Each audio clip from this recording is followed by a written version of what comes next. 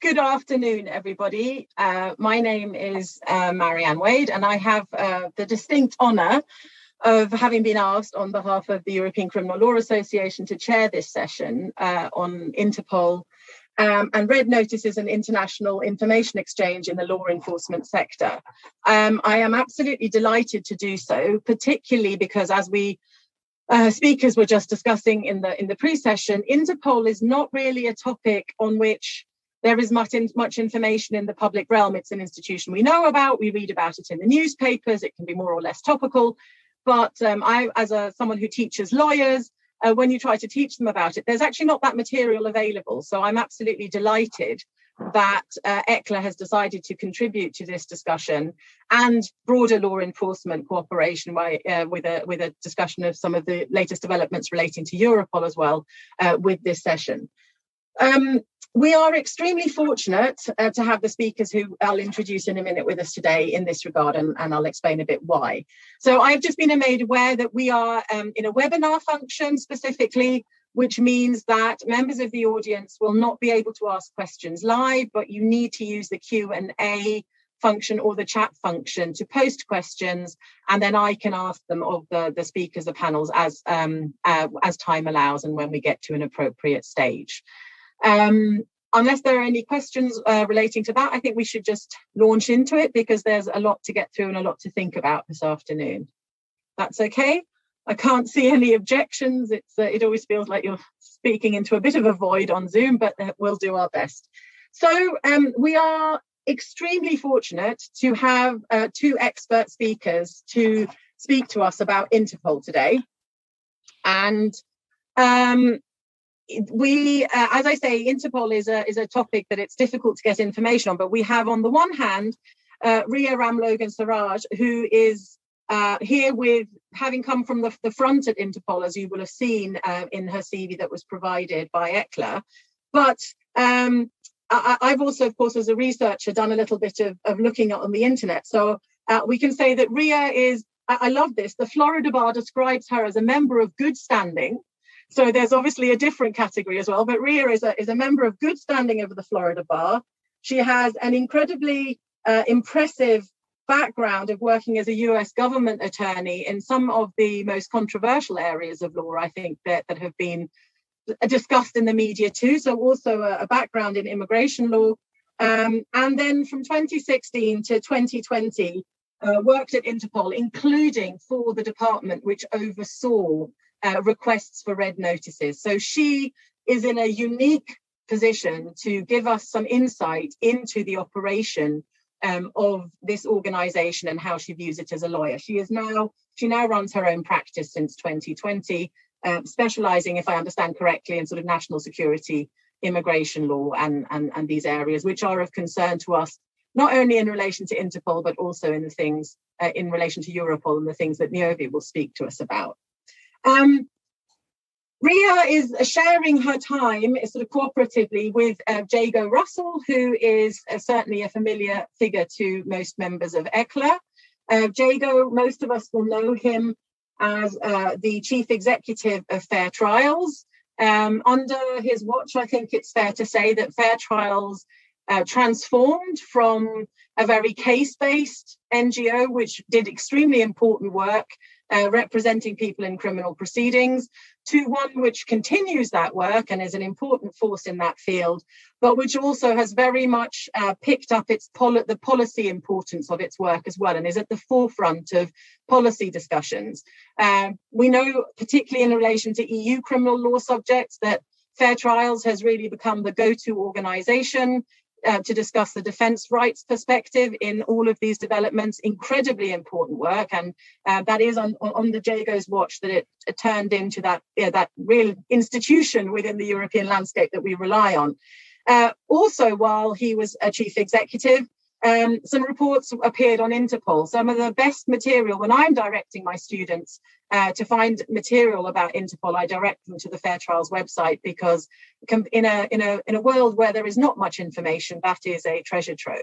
So Jago is known to us in that function, but he also has a background working in NGOs as a legal specialist in the UK Parliament, and now since November 2021 has joined the Boutique Law LLP as a partner. So welcome, Jago, welcome, Ria. Thank you for being with us today, and over to you. You're going to, I believe, take 15 minutes to introduce us to Interpol. Thanks very much, Marianne. I'm going to kick off. My aim is really just to set the scene and then hand over to Ria. But the way we're going to try and structure this time is to try and look at some of the kind of practical key questions. And so one of the interesting things for me in this shift from the NGO world into the world of private practice, where I now work as a solicitor with Boutique Law, has been kind of looking at these questions around Interpol from the perspective of the defendant. So not from the kind of higher level principle policy perspective, but from the kind of the perspective of how the rubber hits the road, if you like, in terms of how Interpol and the work that Interpol does affects individuals and what you can do to help them.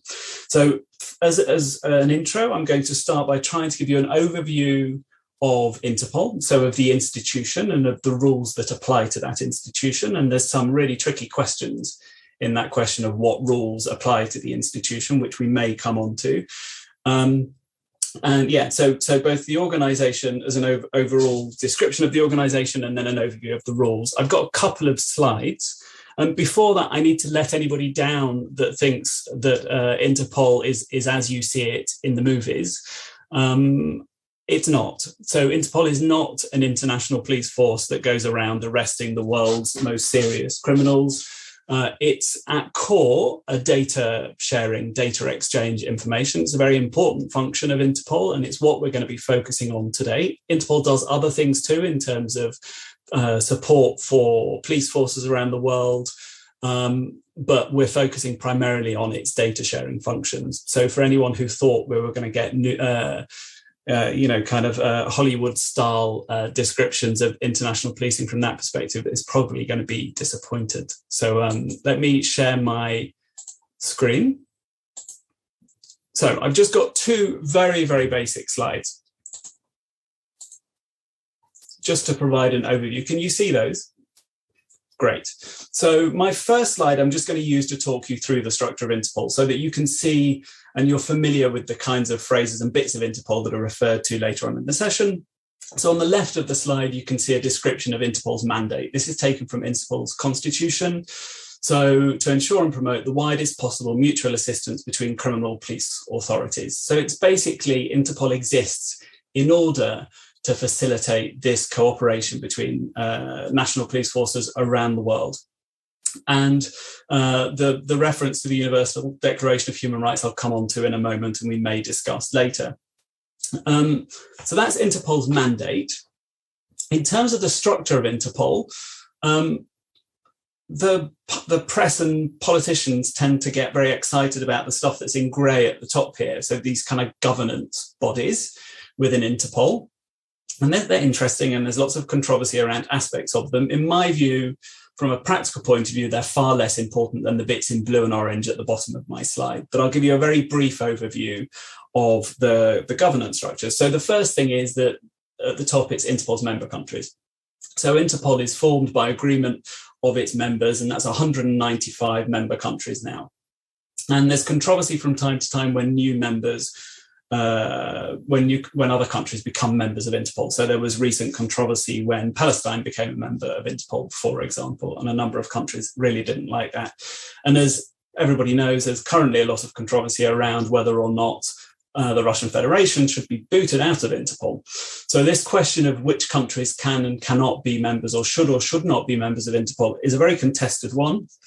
But Interpol's approach is that it wants to be a kind of all-inclusive club, that all countries in the world should be able to become members of Interpol.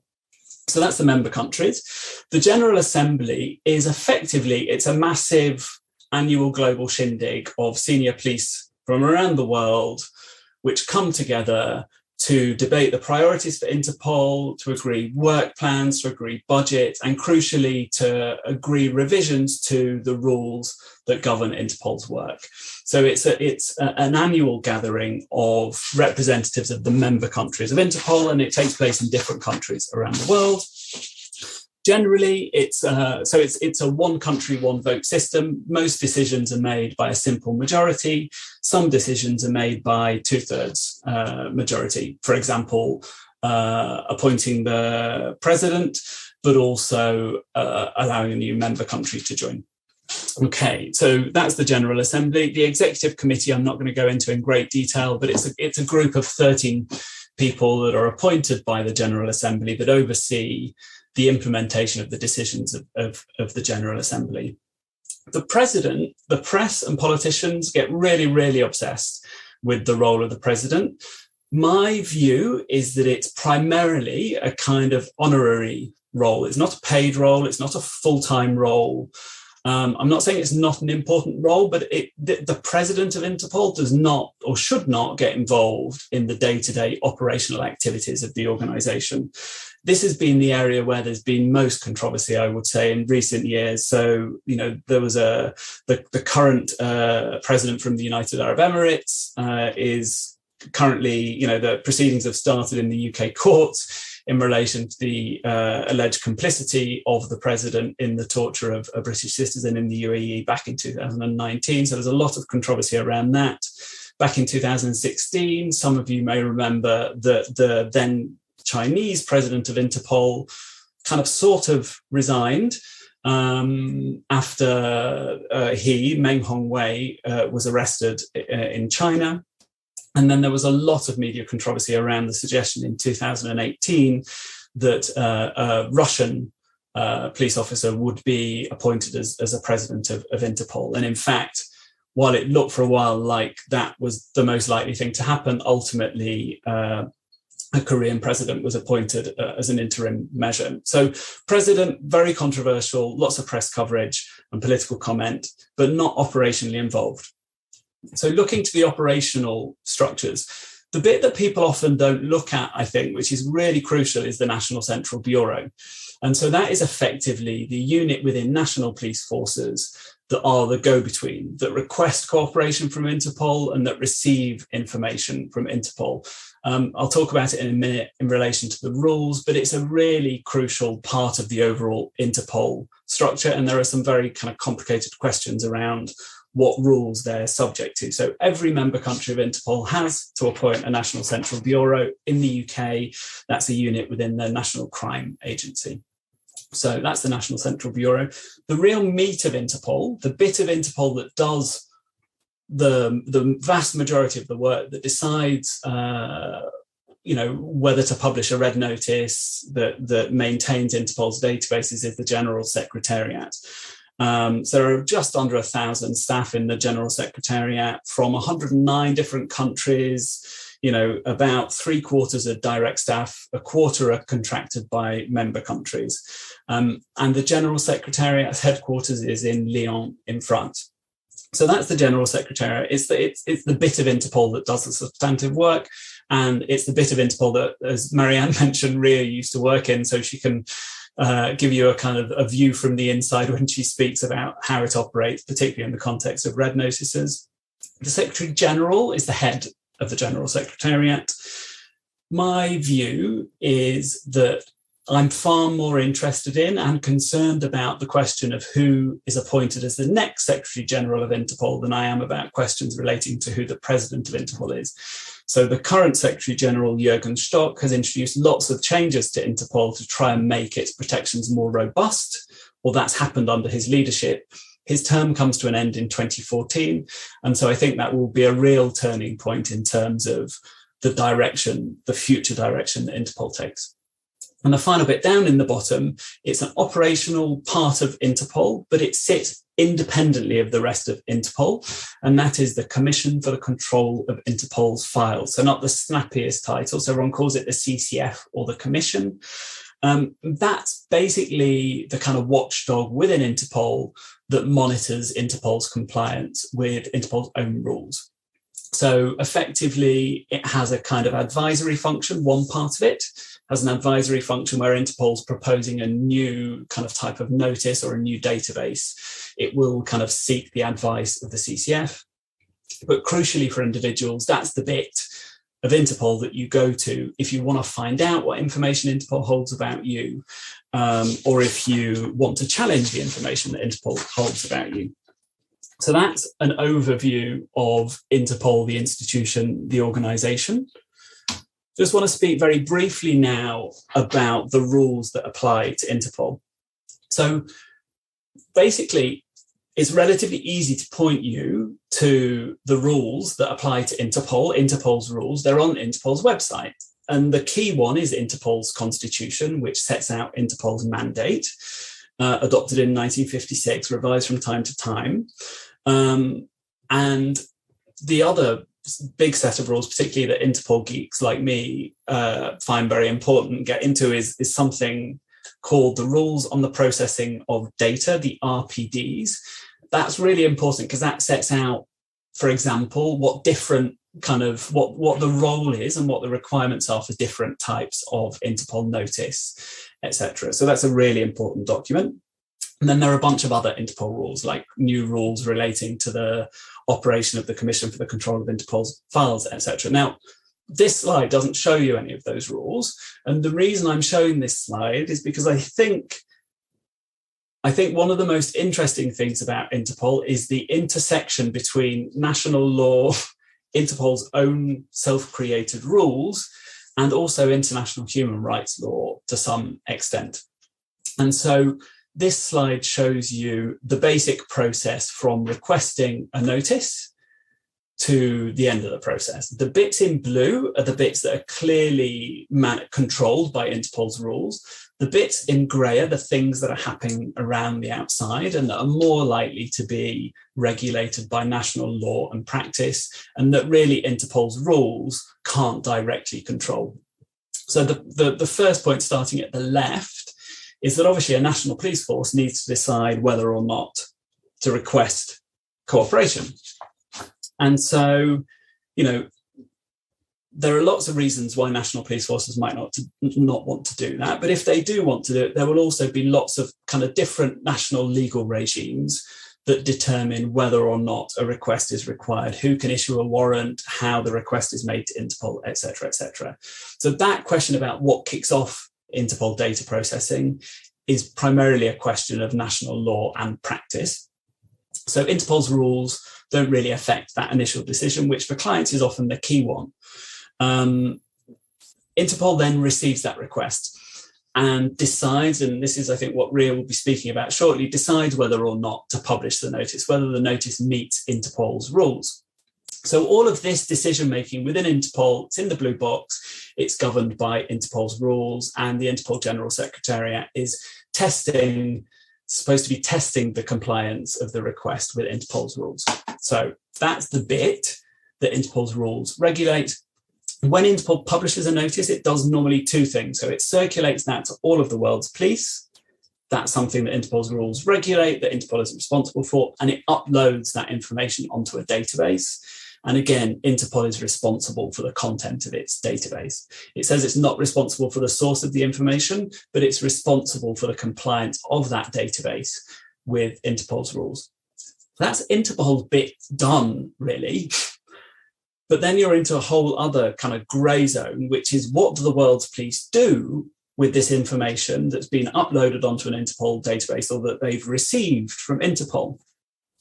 And again, there's a huge amount of uncertainty here, and it relates again primarily to national law. So if you take the example of a red notice, if a country identifies a person with a red notice, Interpol's rules say they should arrest them and take other kind of controlling measures. But not all countries treat an Interpol red notice as the valid basis for an arrest. So in some countries, you may be arrested as a result of a red notice, but in many countries you won't.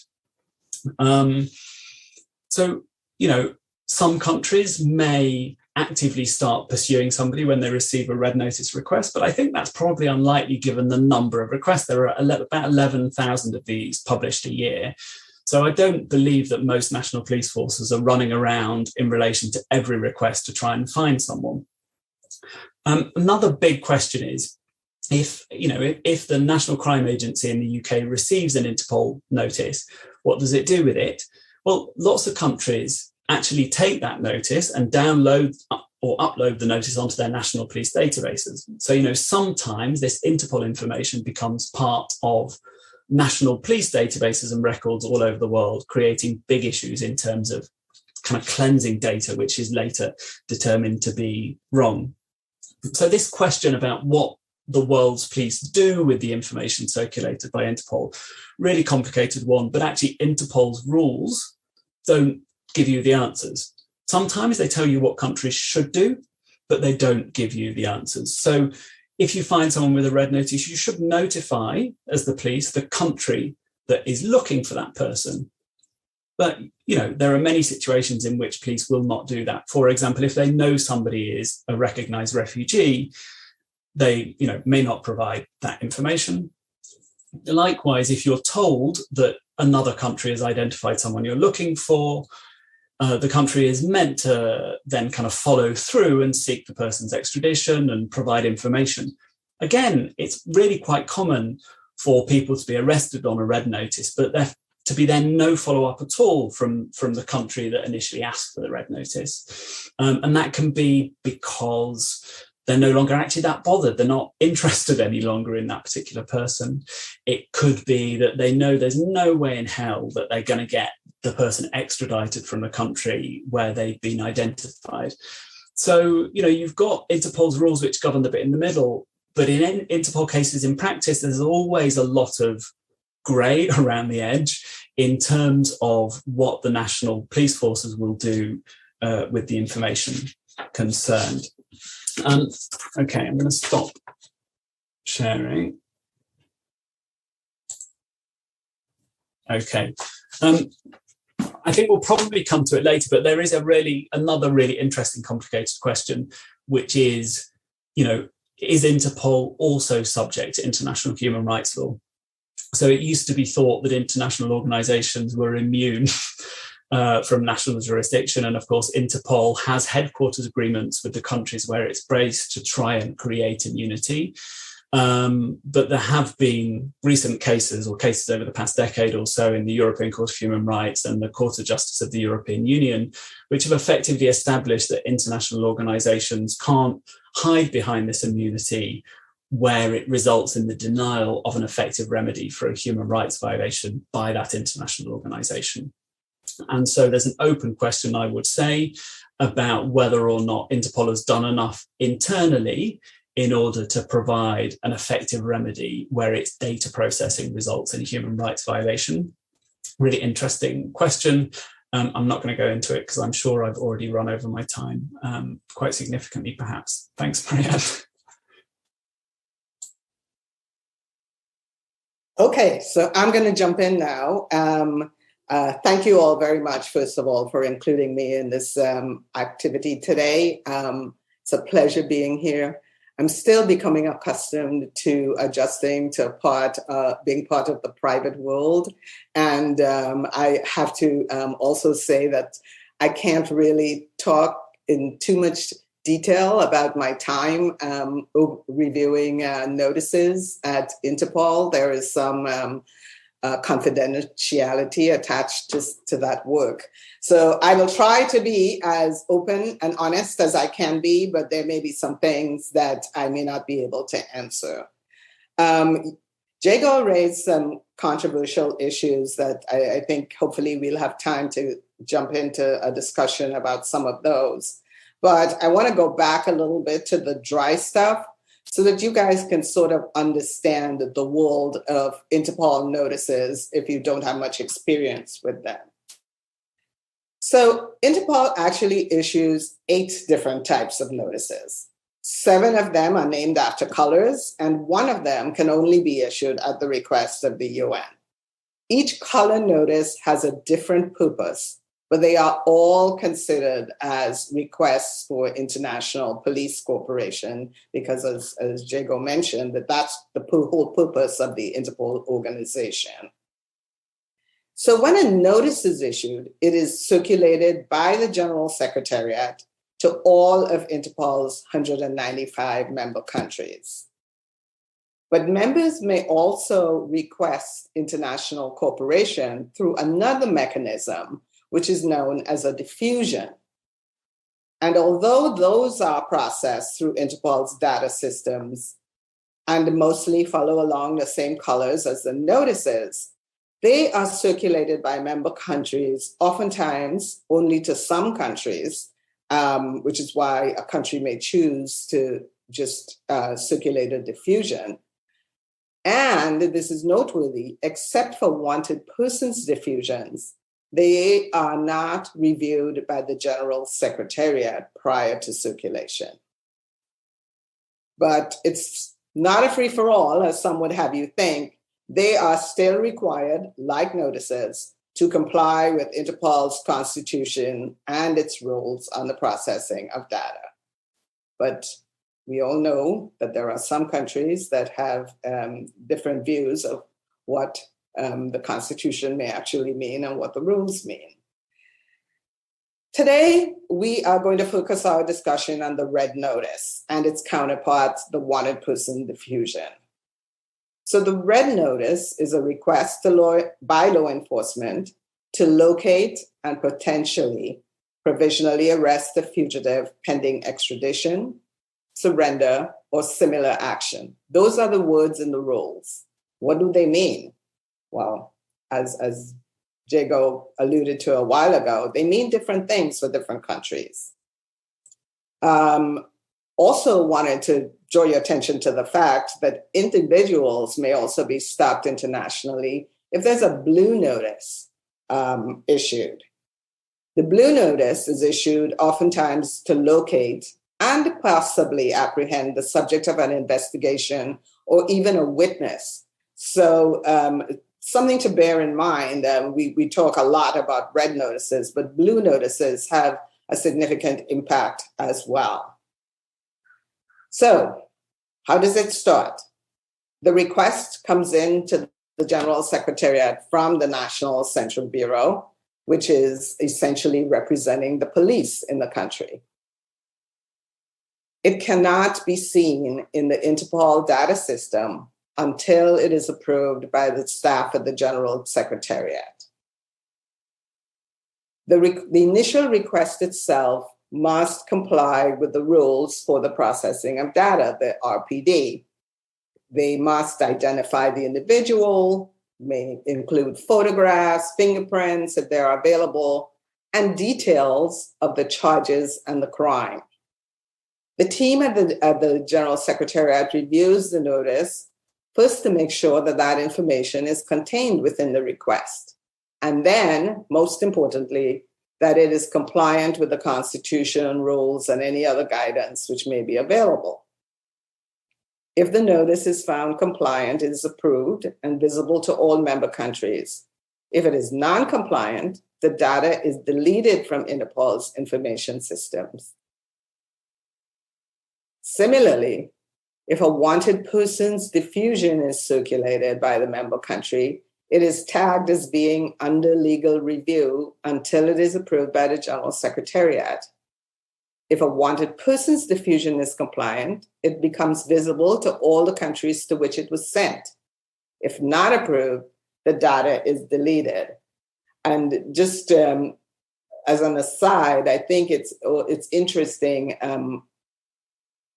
the reasons why a country may decide to circulate a wanted person's diffusion versus a red notice.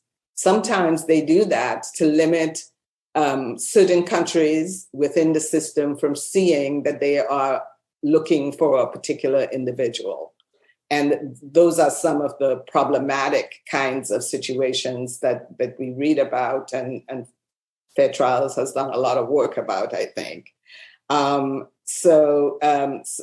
Again, there are not only red notices in the system that may tag an individual who is wanted by a country. So in 2021, Interpol issued over 10,000 red notices. And when we think about red notices, we think about sort of those high-profile cases that we read about in the media: Snowden, Browder, Polanski, FIFA scandal, the Khashoggi murder, Alexander Litvinenko, who was involved in the polonium poisoning case in the UK. But most notices are issued for individuals committing traditional crimes such as murder, rape, white-collar fraud, emerging cyber-enabled crimes, which tend to be transnational and cross-border. And as Jago alluded to, most of these notices do not garner particular attention by the media or even by the police, but they are contained within the systems of the national police. It is becoming more and more common for the national central bureaus to share that information country-wide with all of the national police entities within a country, which means that if an individual may be involved in a traffic accident and they look into the system, that individual may be tagged because of the red notice that is in there. Some countries request additional information before they do anything with a red notice. Under the laws, they are not allowed to arrest an individual simply because they have a red notice. But there are other countries that do have laws which allow an arrest based simply on a red notice. In my experience, a lot of South American countries will do that. So we're going to talk more about what can you do if you think there's a red notice within the system on your client, or if you think that a red notice may be issued on your client. So I'm going to turn it back over to Jago in a second, but just a couple of things. Most of these notices and diffusions that are issued are not visible to the public, but Interpol does maintain a public website where there are some largely non-controversial type red notices for particularly dangerous individuals. So just again, from sort of going back to my old job to sort of make sure that the role of Interpol is not only seen as sort of like the bad international organization. I would say that not all red notices and wanted persons diffusions are approved by the General Secretariat. I think, there are very dedicated staff who try to do the best that they can with the information that they have available to make sure that the requests are compliant with the Constitution and with the rules.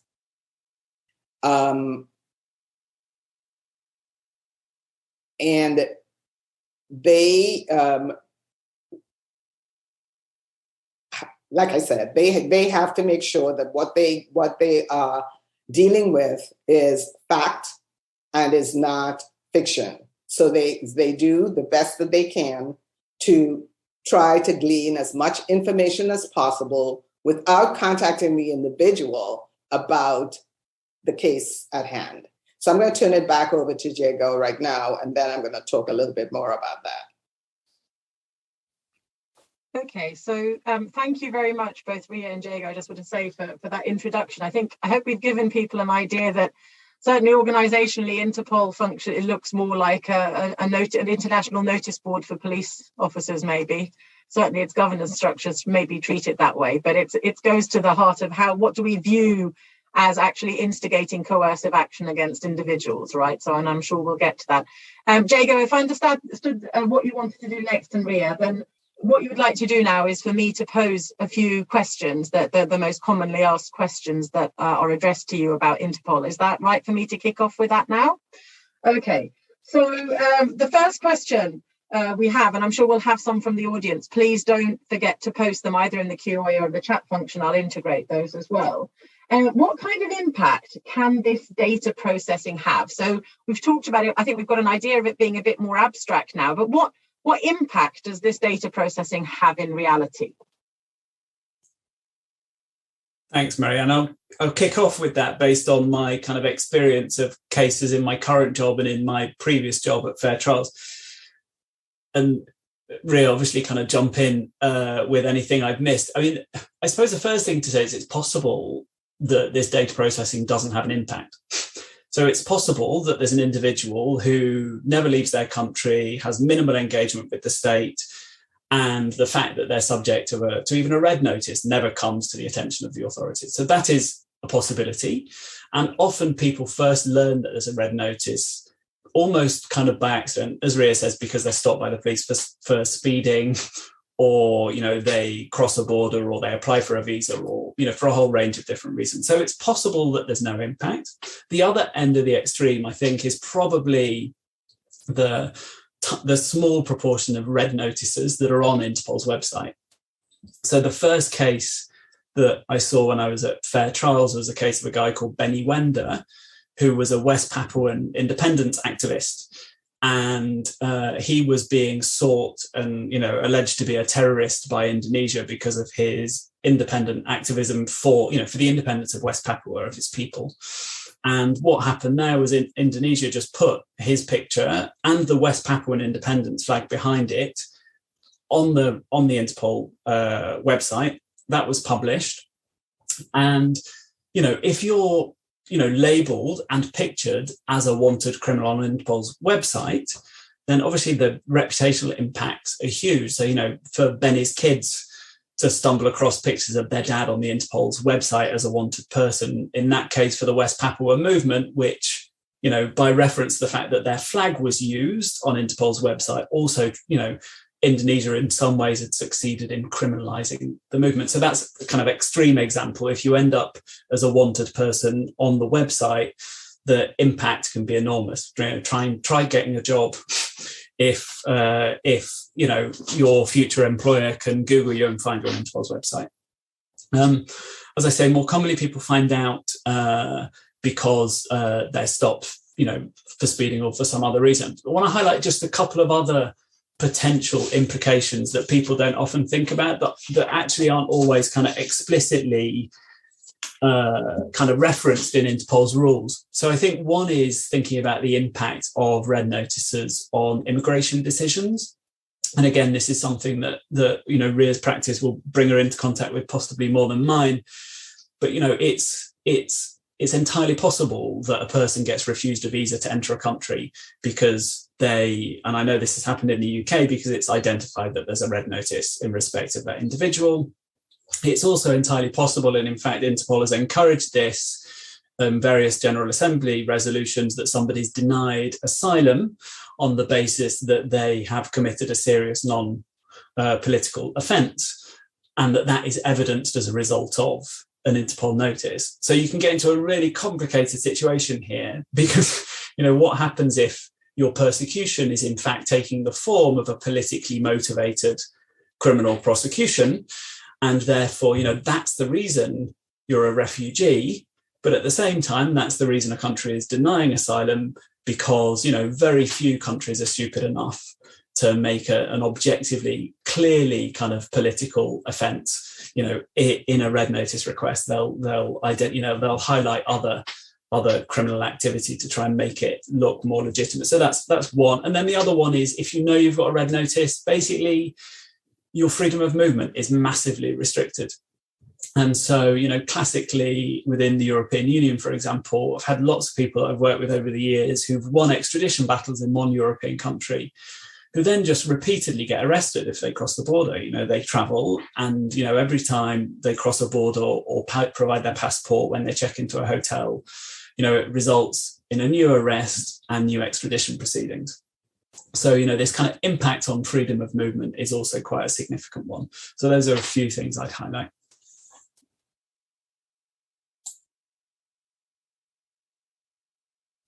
Sorry, Ria, did you want to add anything on that from your perspective?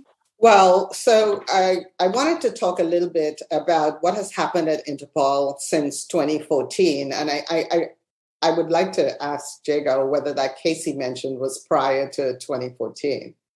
And I see him shaking his head. Yes, it was. So I will say that partly because of the work that Fair Trials has done and Jago and others have done, Interpol really made an effort to improve its systems and the checks and balances that they have within the General Secretariat and to the CCF as well to prevent the abuse of the whole notices system. They hired more staff. I was one of them. I think I came to the table with a level of experience that helped put in some processes and procedures that were not in place when I got there. They also hired more staff. The staff tripled while I was there, which is not to say that they have enough staff now, but they continue to work on hiring more staff. The staff is much better trained. An entire team of staff now are either lawyers or individuals who have had legal training who do what we call a secondary review of notices, particularly the more controversial ones. There are many different levels of review now before notices which may present unusual facts or circumstances are issued. So I would say that Interpol has taken notice that some of these things can happen if they issue a notice improperly or improvidently. But they really can't do much, as Diego said at the very beginning, they can't do much about what local police does once the notice is within the system. I will say, though, that if an individual gets protection in a country or is exonerated of a crime, it is really important for them or their representatives to inform Interpol that this has happened. And of course, the mechanism for providing information and communicating with the public is through the CCF, which we will get into. Hopefully, we'll have some time to do that.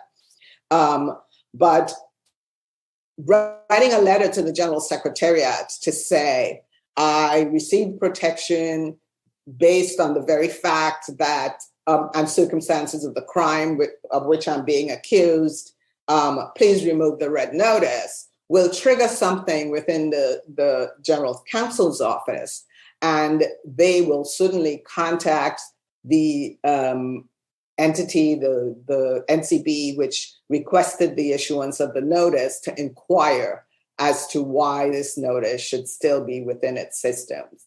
If the individual has received protection, that is something that's really important to Interpol, because that impacts whether or not the data within its system is still compliant with its constitution. So just to sort of go back to the meat and potatoes of what notices Interpol issues. Essentially, a red notice can only be issued if the offense concerned is a serious ordinary law crime and is a felony. They cannot be published for certain categories of offenses, such as those which raise controversial issues relating to behavioral or cultural norms, private or family matters, administrative matters. But making a decision as to whether or not an offense may fall within one of those criteria is not always easy. So laws based on cultural and societal norms are not universal. When does a private matter become a public matter? When does a domestic situation become a criminal offense, in which Interpol should become involved? Is it appropriate for Interpol to issue a notice if a married woman in the Middle East is charged for violating a law which says that she cannot rent a hotel room? She's violating the national law, but is this an internationally accepted convention? What about child custody issues, where those are some of the sort of more controversial cases that come in? Debt collection for unfunded checks in the Middle East. Those are issues that the team at the General Secretariat grapple with every day. And sort of the Article 3 cases, which essentially are the ones that say the organization cannot engage in any activities of a political, religious, military, or racial character. Those also present real difficulty.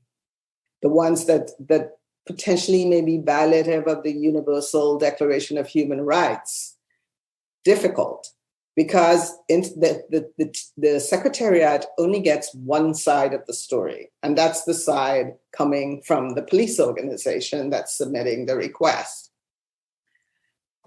Journalists, politicians, former politicians, people engaging in protests, alleged terrorists, spies, even some religious issues, one sect against another. It's a very, very difficult process for Interpol. And while they have improved many of their processes and rules, there is a lot left to be done before we can ensure that the 5% of cases that are violative of the rules that where notices get issued are not issued. So balancing the rights of like victims, witnesses versus perpetrators. It's something that the organization continues to grapple with. And for those on the outside, we need to continue to work on ways for them to improve. So if I may then, Ria, so that's obviously answering the question that Interpol is developing processes, aware of this problem, has had it highlighted to them, is trying to respond. In a legal process, the question then will be, what can the other party do? If we know that Interpol is only getting information from police officers, then presumably persecuted people, for example, may well know that there is a danger that Interpol will be receiving this one-sided information about them. What can they do then? Can they make preemptive requests to Interpol somehow to try to prevent those notices, not just ex post facto informing? Is there something they can do? Absolutely. So the simplest and easiest thing to do is to write a letter to the General Secretariat, essentially saying that.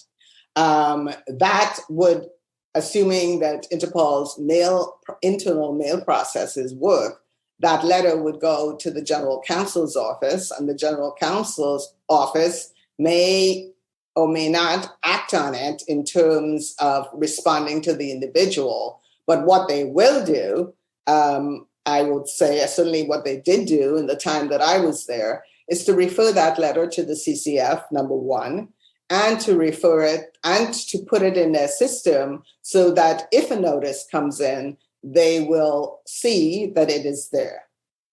Now, if it is referred to the CCF will generally correspond with the individual and let the individual know that there's a process for submitting information to the CCF.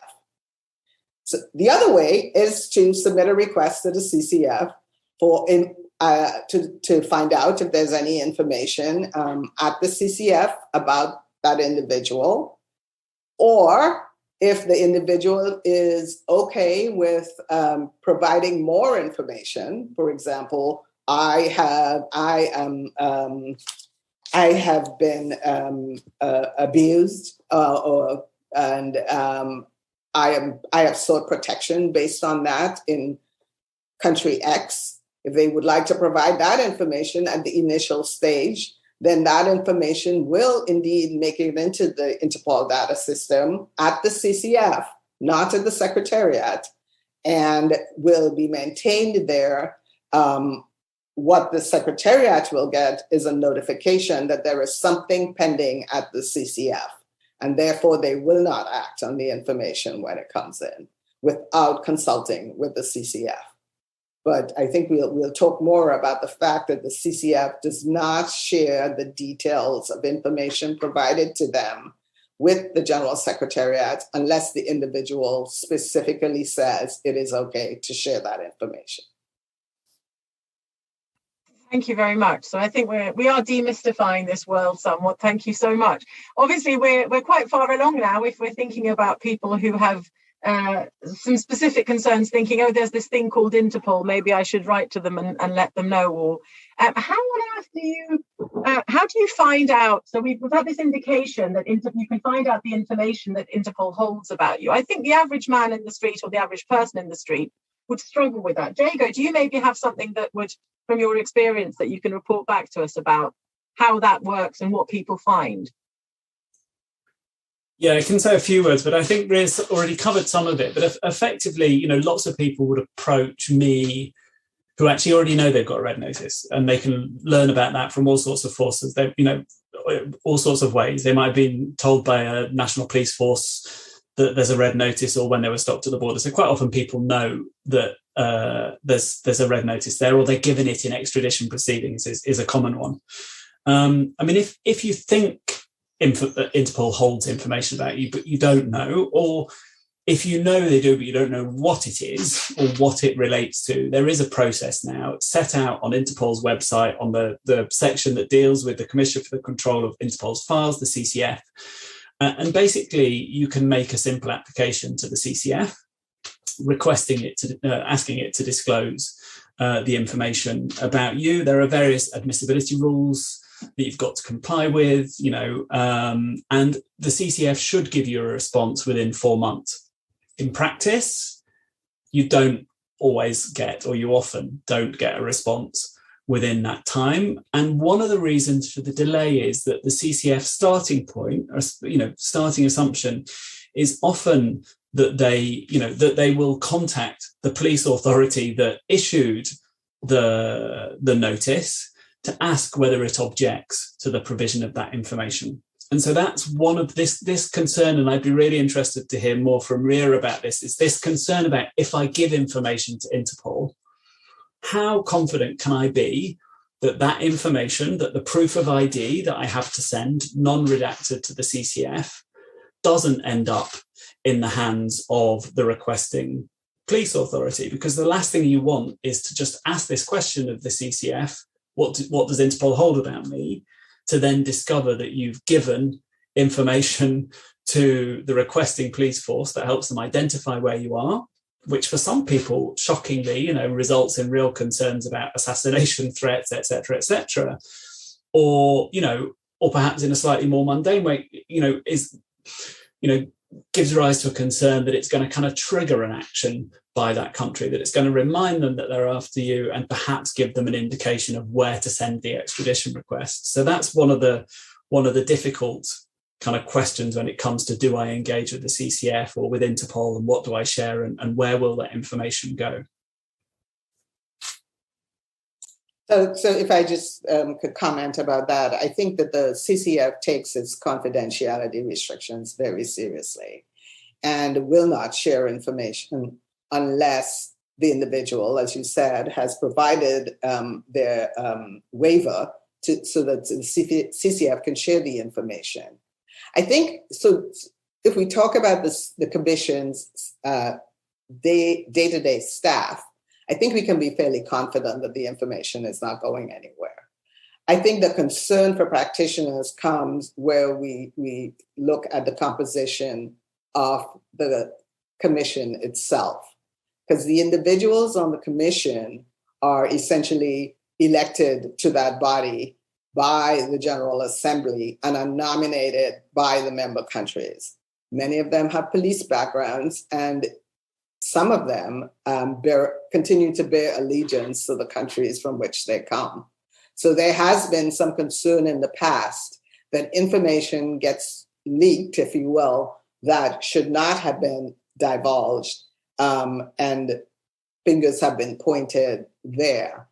But I will say that, I'm pretty confident that the staff, the regular staff at the CCF take pretty good steps to ensure that information is held confidentiality. So being on the other side of that now and sort of trying to make strategic decisions, I think is what it is, about when to engage with Interpol, when to let the CCF know something, how to do it, how much should you share with them. I think those are all questions that will depend on the specifics of the particular case you have at hand. And but I certainly advise clients and advise my colleagues who refer sort of their cases to me that it's a discussion that has to be had. And if an individual wants to be sure, one, that where they are, whether it is they're in a country seeking protection, or whether it is they need to go home from a country that they were visiting and they aren't sure that they'll be able to get home because they may be arrested, that sending something to the General Secretariat and to the CCF is probably the side that I would err on. Okay, thank you. So the idea is that we've got an idea of what the CCF, the sort of information the CCF might hold upon about people, but presumably Interpol itself in its databases, they will hold a certain amount of information that may have been inputted by the requesting country, but that won't be static. There may have been information from other police forces coming in response to that, presumably. So what kind of information does Interpol centrally hold about people and cases?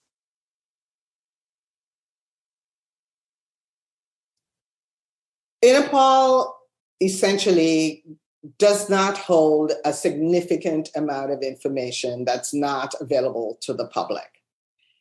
Law enforcement sensitive information is essentially the information that's within the Interpol systems. When the approving team, if you will, at the General Secretariat reviews a case, they will gather information, as you said, from other law enforcement entities, potentially from the media, from journals, from many different sources. But most of the sources are sources that are public and information anyone can get. They don't get the evidence. They don't get forensics. They don't get witness statements. Because they are not assessing whether an individual is guilty or innocent. They are just essentially reviewing the information that will suggest that an individual should have been charged. They rely on the national entity and their judicial process for making that decision.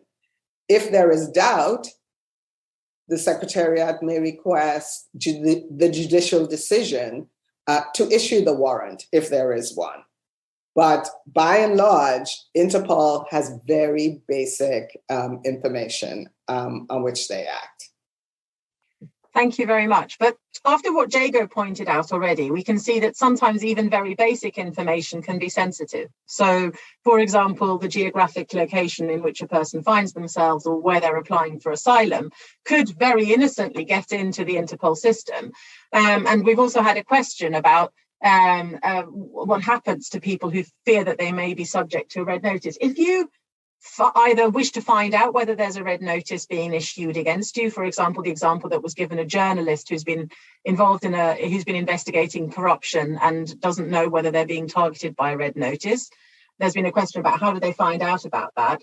But in terms of the data that's being held, if, for example, some basic data like your geographical location is a sensitive piece of information that you want removed from the general Interpol database that any police force can access, how would an individual go about finding out these things or achieving these, making sure information was deleted or corrected? Yeah, I mean, the request that we normally get as practitioners is how can I get the information deleted? So that's what most people are after.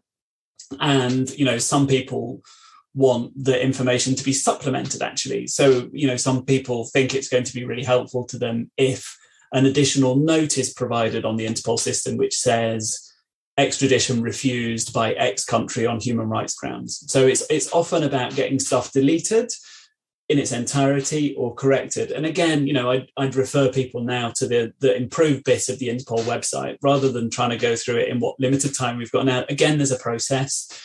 Again, it involves an application to the CCF, which is, as described earlier as the kind of data protection watchdog for Interpol. And what I'd say is complicated there is both the tactical question that Ria raised about how much you want to share and how you want to approach it. The other thing that's complicated really is just trying to make sure that you're focusing on the right arguments for the deletion of that information. So people will often think that, evidence of their innocence is what they need to share with Interpol to get rid of a notice. And it's not. I mean, it's not the CCF's job either to decide on the guilt or innocence of the person concerned. And so the kind of art of engaging with Interpol is really trying to craft an application that responds to Interpol's rules. And, I think Ria's talked about some of the things that you could look at. One really useful one now, which is relatively simple, is I'm a recognised refugee. So actually for a long time, quite a few of the people subject to politically motivated red notices were recognised refugees. And there wasn't a simple way of getting rid of that red notice. Now, if you're a recognised refugee and you can show that, you will and should quite quickly get a response from the CCF. And in the vast majority of cases, the response will be deletion of the red notice. So that's a real bonus. Beyond that, the arguments can be a bit more complicated. So there can be arguments around political motivation or the political nature of the offence, which Ria talked about earlier on. There can be arguments around human rights, but actually those are really difficult arguments to make because of this because of Interpol's membership, effectively. So even if you start with a really basic human rights rule, like non-refoulement in relation to cases of torture, where there's a real risk that the person will be subjected to torture. If Interpol applied that rule and didn't allow red notices in relation to all countries which were known to have systemic practices of torture within their prisons, in effect, swathes of the Interpol membership wouldn't be able to use red notices. So what you find when you look, there are now some published decisions, examples of decisions of the CCF, where they've started to analyse how they address these questions of, how they interpret the rules when they're considering whether a notice should be deleted. And effectively what you find is that they'd really like to kind of be guided by, or you could say hide behind, decisions of national courts. So it's really useful to have extradition courts refusing extradition based on human rights grounds to rely on. So, you need to craft the argument for the deletion around Interpol's rules and around the evidence that you're able to and willing to share with the CCF that show that in this particular case, those rules are breached. And you have to avoid broad sweeping accusations around the human rights records in individual countries, even if there's really strong evidence of that, because the CCF doesn't, give much weight to kind of general statements about human rights.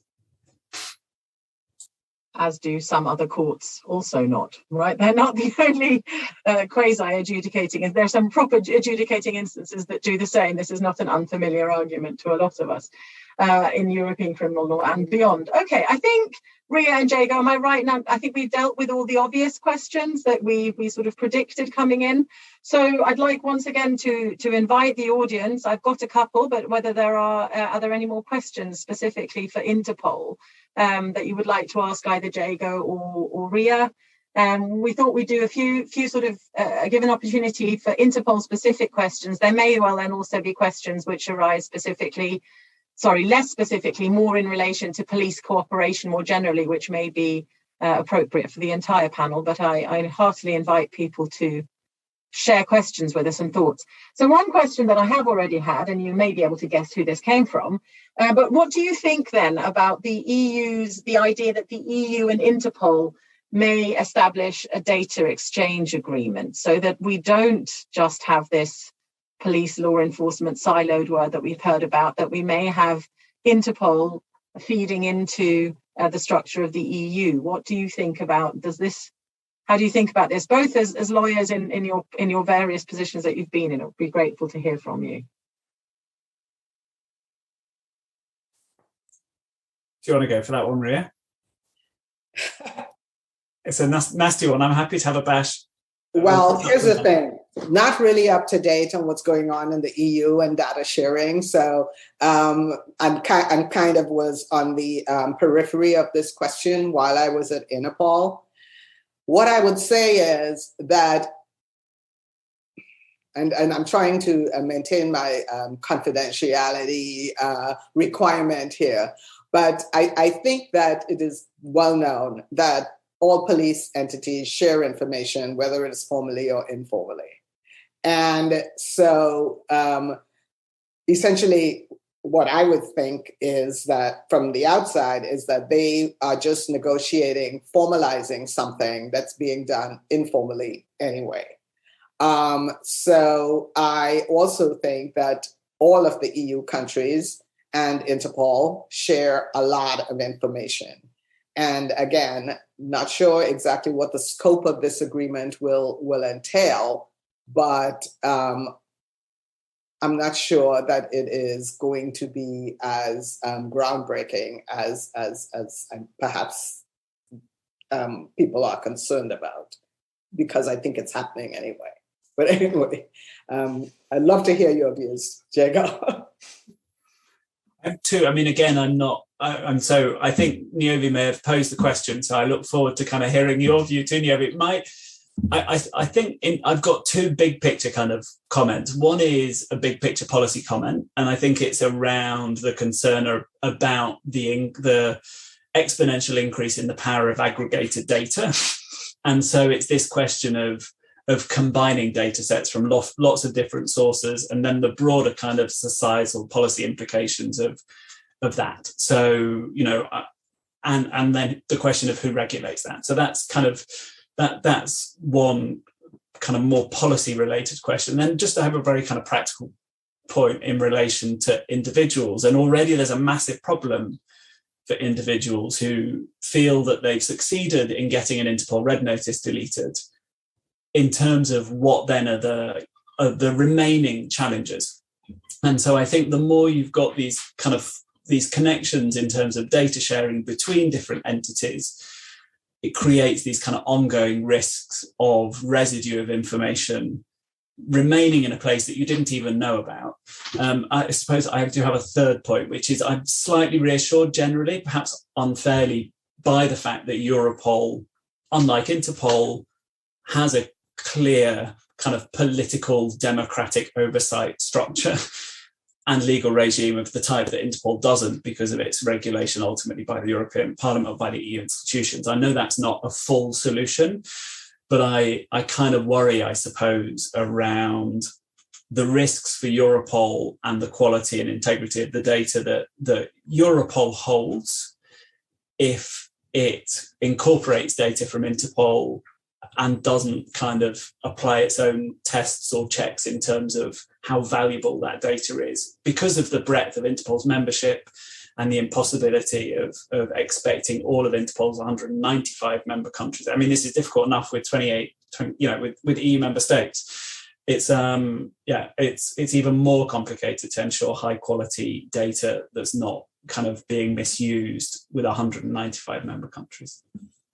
If I could just jump in, not specifically on this point, but to address something that triggered something I think we should have mentioned before. And it is this, it is that if sometimes Interpol may be directed by the CCF to delete data, or may on its own delete data, and it will let its 195 member countries know that. But there are many countries that do not pay attention to that information coming back from Interpol. And so the notices remain in their data systems until someone is apprehended or an individual learns that a country may be looking for them based on information that is now stale. So it is a real problem. And I agree that the more that information is shared and the more widely it's disseminated, the danger of that happening is even greater. So sort of as a practitioner's note, I would say that, even if you've managed to get Interpol to delete data, you need to follow up with the country that issued the notice to get that deleted as well. Yeah, thank you. No, very interesting. I think that reverberation of data as well. And the thing is as well, law enforcement related activity isn't only in a calm, steady atmosphere in which you think about, oh, I've informed X, Y, and Z, therefore I better inform X, Y, and Z about the change situation. So I certainly remember German data protection officers following through on an elderly lady who'd been sent home by the Department of Homeland Security in the US. And it turned out there was this long chain. She'd been a witness who had owned a flat close to one that the Red Army fraction in Germany had hired in the 1960s. And as such, her name had been as a witness in papers relating to terrorism-related matters supplied by Germany to various agencies. But of course, and the more we have machine learning as well, this data being extracted automatically and transferred from one list to another, transferring that to the decisions that are being made on that basis. She came on a list as someone who was associated with terrorism, and unpicking that took years, and not every country has the German data protection commissioners behind it. Anyway, yes, future nightmares we've programmed there probably. Just very quickly before we leave Interpol, because it is time to head over to Europol and to Naomi in a minute. So we've heard about this scale of red notices, which I think is quite impressive to think that we have somewhere between 10 and 11,000 red notices a year. We've heard about the problems. Can we just, in your final, can you give us an idea? Jago, obviously at fair trials, you've seen things from one perspective. In private practice, you seem to have seen some cases as well. And Ria, you've seen from, can you give us any idea of, you mentioned, I think, 5% of red notices are problematic. How frequently do we see problems relating to these? Not to diminish them, but just to give us an idea of what's the scale of cases in which you feel, as a lawyer, there are some serious problems that need to be dealt with of these 11,000 a year. Honestly, it's an excellent question, Marianne, but I think it's an impossible one to answer because obviously we only see the cases that come to us. One of the things that fair trials argued for all the time was more transparency from Interpol in terms of the nationality, in terms of the number of red notices by different countries, the number of rejections of red notice requests from different countries. So one of the difficulties, without doubting for a second what Ria says about the improvements that were made within the General Secretariat to kind of weed out problematic alerts, there's very little information, well, there's no information provided about the kind of what that looks like in numerical terms. So I think it would be interesting to know how many are rejected by the General Secretariat of the overall kind of number of requests. And then I think, you've got a scale in terms of problematic. You might at one end have the journalist that's clearly politically motivated. And then on the other hand, one where there's completely no problem at all. But there are also lots that are in a kind of grey area that are difficult, where, for example, you might have a case where there may be a legitimate criminal prosecution underlying it, but that the individual would never have been prosecuted in the country unless they'd also fallen out with Putin, for example. So there are lots of kind of complicated cases in the middle. So, I mean, I honestly don't know, but the 5% figure I've heard before. I'd be interested to hear what Ria thinks. So I agree with everything you just said, Jago. I think that in a lot of cases, the notices are issued, just the problematic ones are issued because the Secretariat does not have enough information. I keep emphasizing that they just get the information from the police and whatever they can glean from public sources. So it's really difficult for them to sort of understand whether it's really an expression of free speech or whether it is indeed the individual or the country having a bias against that individual. So really, really difficult decisions have to be made, and oftentimes the Secretariat will err on the side of the law enforcement entity. It's really important. Now I'm on the outside, and for all those of us who are on the outside, to be sort of watchdogs. And I think, when those cases come up, or if we hear of those cases, to sort of make sure that people understand that they don't just throw up their hands and say, yeah, there's an Interpol red notice, there's nothing I can do. You know, another thing that happens, and I probably should have mentioned, I think you alluded to it, Marianne, in your case, you know, sometimes even departments within a country are not talking to each other.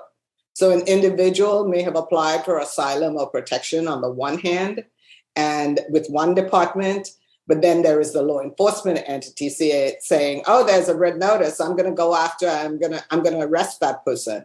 I've certainly come across those cases here in the US, being part of the immigration and Interpol world. People have consulted me on those kinds of cases. So we have to make sure, again, that the local departments are talking to each other when we have individuals come to us with issues, and putting them on notice even before something happens that your client is seeking protection. Sorry, Marianne, if I can just jump in, I've got a number. It's not quite the number that answers your question, but it gives some. I think it's useful. So in 2018, the CCF reported that in 48% of the requests for correction or deletion of data, in 48% of those requests, it found that the data had violated Interpol's rules. So obviously there's a selection potentially in terms of who makes that application, but the number of violations as a percentage by the CCF of all the cases it considered was actually really quite high. Okay. Thank you very much, Jago, for your research on the fly as well. Much appreciated. I don't think I can thank you enough, Ria and Jago, for providing this insight into an organisation which is, I think, shrouded in mystery for a lot of people, even people who are familiar with law enforcement. That's been really interesting and useful. And I hope we'll come back to talk about a couple of points as well in combination with things that may be interesting from Interpol's perspective. I myself, sorry, from Europol's perspective. I just said thank you for having us. No, thank you. So I sometimes refer to EU criminal justice developments as a mutation of transnational criminal law. So if Interpol is the police cooperation hub of transnational criminal law, then I guess Europol is the mutation of that in the next step along the evolutionary chain of law enforcement cooperation within the EU. And we are extremely fortunate to have Niovi Vavula with us today. She joins us from Washington, D.C., so she is an international woman of mystery as well. You are becoming an increasingly important voice in the EU criminal law world, and with that comes lots of responsibilities, tasks, looking after the new European Law Journal, new European Criminal Law Journal, I think various international engagements as a Erasmus Plus visiting lecturer in Bologna. But for your day job, you are a lecturer in, I think, in immigration and criminal law. Is it criminal law? And I've got to check.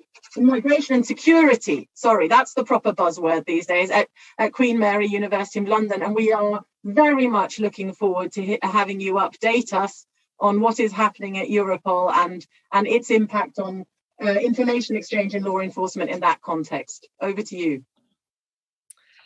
Thank you so much, Marianne, for the very kind introduction, and to Tony for the invitation to participate in this highly interesting and topical seminar. It is a great pleasure to follow up from two highly knowledgeable practitioners in the field of Interpol, in order to provide you somewhat of a flip side, a different perspective, what is going on at the EU level, and specifically to provide a human rights reflection on the developments surrounding the so-called, perhaps you may have already known this term, big data challenge, which is what is the power, for instance, of Europol to process large data sets, which are defined as data sets which are based on their volume, their nature, and their format.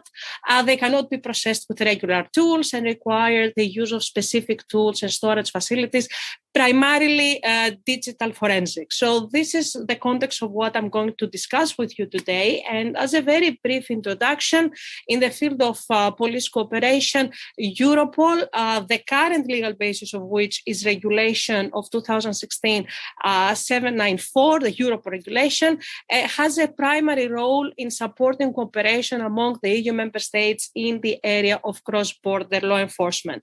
Europol is not entirely like Interpol. There is a specific legal basis. It has a legal entity. It is an EU agency which has a very distinct role as an information hub of the European Union. In essence, it relies very, very much on the cooperation and the trust of member states to Europol. So member states send data to Europol for processing. Europol then provides operational or strategic analysis. It does its own analysis on the basis of information that it gathers from other sources, such as private parties, third countries, and it provides different products and tools for member states in the field of police cooperation, either on a more abstract level or in relation to specific criminal investigations that have primarily a cross-border dimension. So it doesn't help with national investigations per se,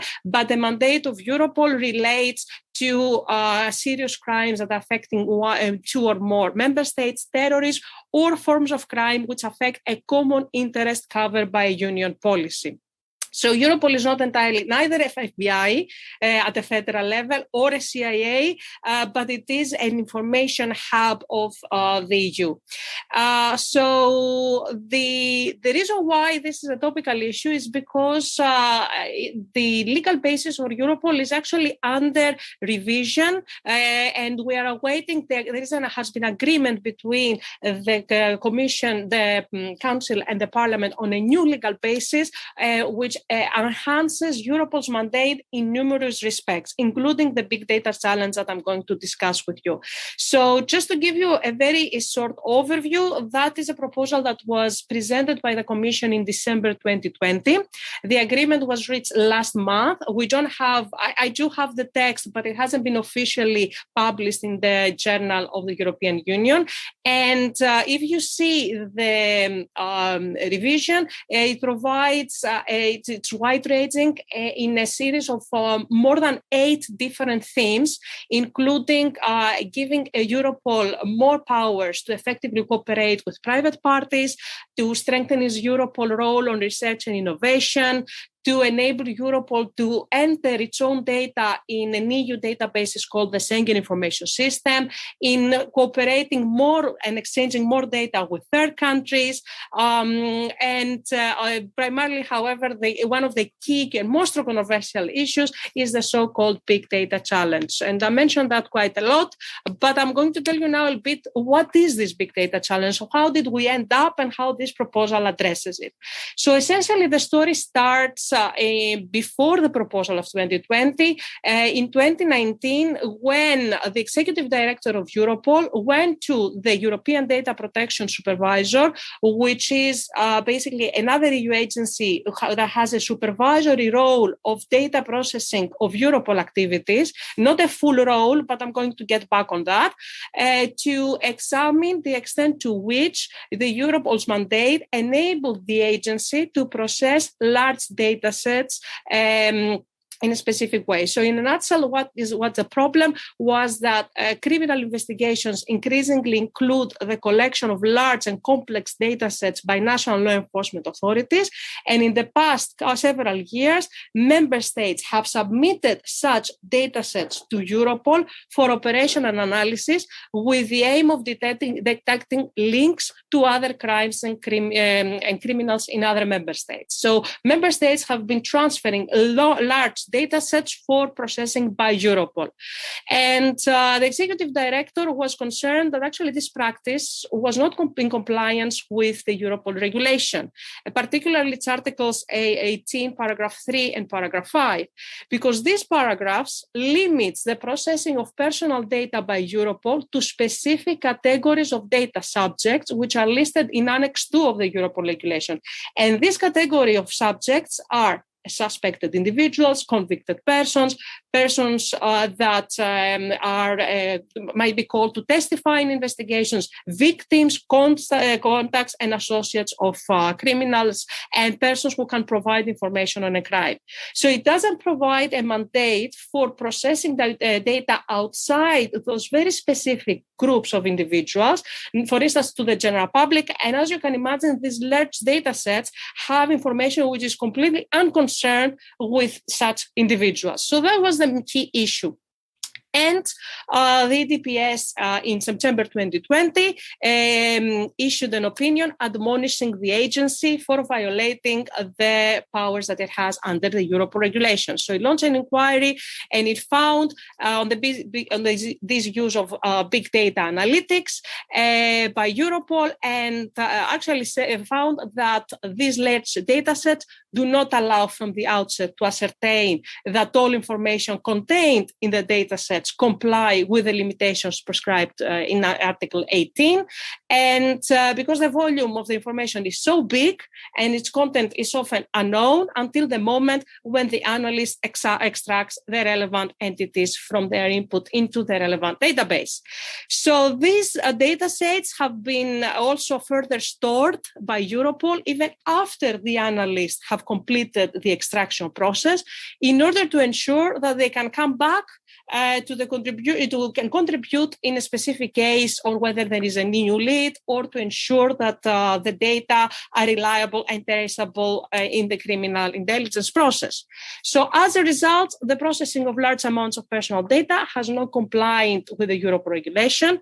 The data has been stored for several years. This was in violation of the data minimization principle, and Europol continually processed personal data on individuals for whom it was not allowed to do so, and retained categories beyond those mentioned in Annex 2. So that was the problem. So one of the reasons why the proposal was adopted in December 2020 was to address this challenge. So September 2020, the EDPS admonished the agency. In November 2020, Europol came up with an action plan on how to address this big data challenge. A month later, the Commission releases its proposal. Have in mind that this proposal was released without having any evaluation of the Europol regulation beforehand, which is a major requirement when amending EU legislation. And therefore, on many of the topics that were discussed and reformed, there was not much information. So in relation to the big data challenge, the proposal aimed to address the issue by enabling Europol to conduct what is so-called pre-analysis of large and complex data sets received, and identify whether these concern individuals whose personal data may be processed by Europol in line with the Europol regulation. The idea would be that the management board of Europol, after consulting with the European Data Protection Supervisor, will specify the conditions for the processing of data. And as an additional safeguard, Europol could only process personal data for a maximum period of 1 year, or in justified cases for a longer period, with the prior authorization of the EDPS where necessary. So it involved a specific role for the supervisory authority of Europol. However, if we see the agreement of February 2022, we see important changes compared to the proposal. The pre-analysis period is extended to 18 months. However, there is also a maximum period for pre-analysis, which is set to 3 years. The most important issue is that it doesn't subject the extension of a pre-analysis period to the provision of prior authorization by the EDPS, but rather the EDPS must be solely informed. So the role of the EDPS is downgraded. And this was part of an overall compromise package on data protection related provisions, on which I will also come back.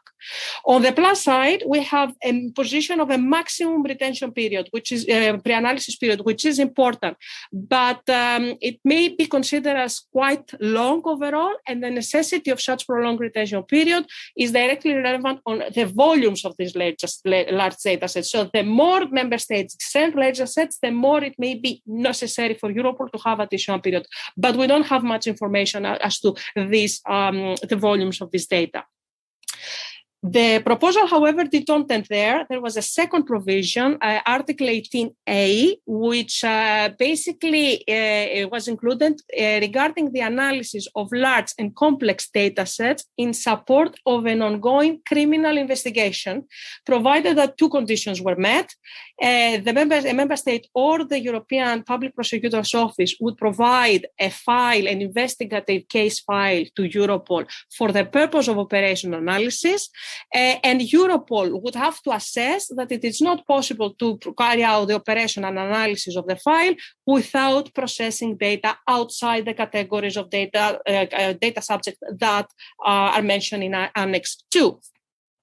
Then also Europol may process personal data for as long as it supports an ongoing specific criminal investigation and only for that purpose. And the data that are included within this category, which are outside those listed in Annex 2, must be functionally separated from other data and only assessed where necessary for the support of the specific criminal investigation. The file and its outcome could be also stored beyond the storage period if requested by the member state or the EPPO for the sole purpose of ensuring the reliability, veracity, and traceability of the criminal intelligence process. And the same rules would also apply in case of ongoing judicial proceedings that are relating to a criminal investigation in another member state. So the data may have provided by one state, but another state could also have judicial proceedings and may request the additional retention period. Interestingly, these rules also will apply when Europol receives personal data from a third country, where there is an agreement with Europol or whether there is an adequacy decision and such country has provided a file for an operation analysis that will support an investigation in a member state. In those cases where we have information provided by third country, the proposal said that the DPS should be informed that such large data sets have been provided by a third country. And Europol and the DPS had a specific role in verifying, among others, that the data that have been provided by the third country were not in manifest violation of fundamental rights, so that they were compliant with fundamental rights. However, if we go to the final text, again, we see another series of changes downgrading certain safeguards. First of all, Europol can also receive data from Eurojust, apart from member states and the European Public Prosecutor's Office. Secondly, the processing may not only take place for an operation analysis, but also exceptionally and in duly justified cases, but in order for cross-checking purposes, even though there is no indication or explanation as to what it means in exceptional and duly justified cases. The third requirement is that the requirement to inform the DPS has also been abolished. So again, we see that the role of the European Data Protection Supervisor is being downgraded. The fourth change is that the possibilities of Europol to receive personal data from a third country are increased because it can also receive data on the basis of appropriate safeguards, not only if there is an adequacy decision, but also when the third country has provided appropriate safeguards. And the last is another instance of diminishing the role of the DPS, which is informing the DPS about the data provided by a third country becomes optional. And the DPS has absolutely no role in ensuring that the data provided by a third country are not in manifest violation of fundamental rights. So overall, both provisions have a very substantial impact on the protection of personal data. They allow extensive data processing outside the remit of Annex 2 and beyond the current storage period set out in the Europol regulation. And the problem is that sufficient safeguards had to be introduced. However, if we see the final text, we see that a lot of issues not only were downgraded, but a lot of safeguards that could have been increased have not been included in the final text. And I'll explain why I think this has happened. So certain definitions that would have been helpful as to what are large data sets, or even digital forensics as a tool for processing the data, are not defined. It is also unclear how the extension of the maximum period of pre-analysis will work in practice, because we have no indication or criteria to determine that there is a justified case for extending the retention, the period for pre-analysis. The other problem that we have is that Article 18A, the second provision that I discussed, is considered is a very broad derogation, even though the proposal itself considered it as a narrow, a justified exception that ought to be applied on an exceptional basis. However, I don't think that this is going to be the case. Quite the contrary. Article 18A, where member states send the large data sets, is going to be readily applied. And first of all, because all these mention reference that this is a narrow and justified exception was only in the proposal, there's nothing in that regard in the final text.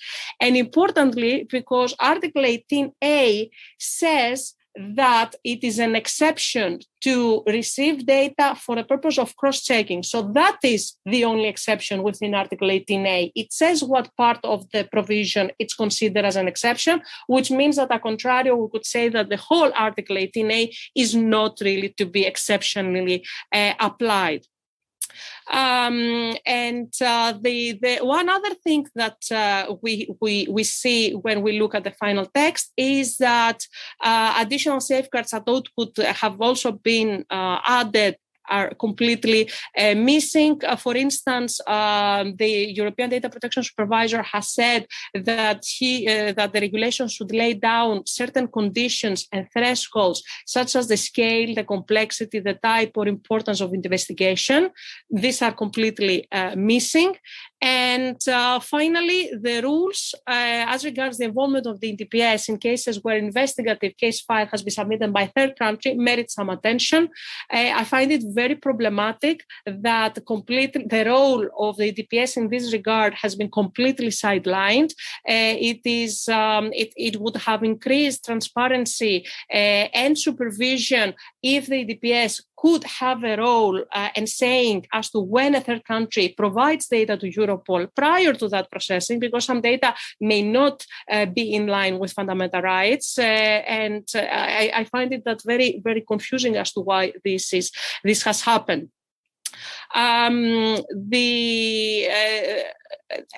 So these are the main rules that I wanted to highlight. There is also, however, there is a little bit more to this story, because I told you that in November 2020, Europol had issued a plan for how to address the big data challenge. So you may ask me what has happened with this plan. So in essence, Europol, since the Commission proposed a proposal that would solve its problem with big data processing, did very little to comply with the DPS request.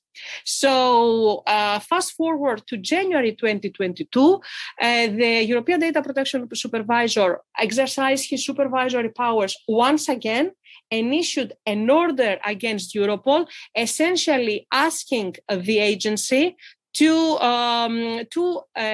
delete data within a specific period, within a year, of data that have not been useful and are completely unrelated to the categories, to subjects, or the data subjects that it can process. So the DPS basically said, while some measures were put in place by Europol since the admonishment, essentially the big problem has not been addressed. Europol had done nothing to comply with the DPS request to define an appropriate data retention period, to filter and to extract the personal data permitted for analysis under the Europol regulation.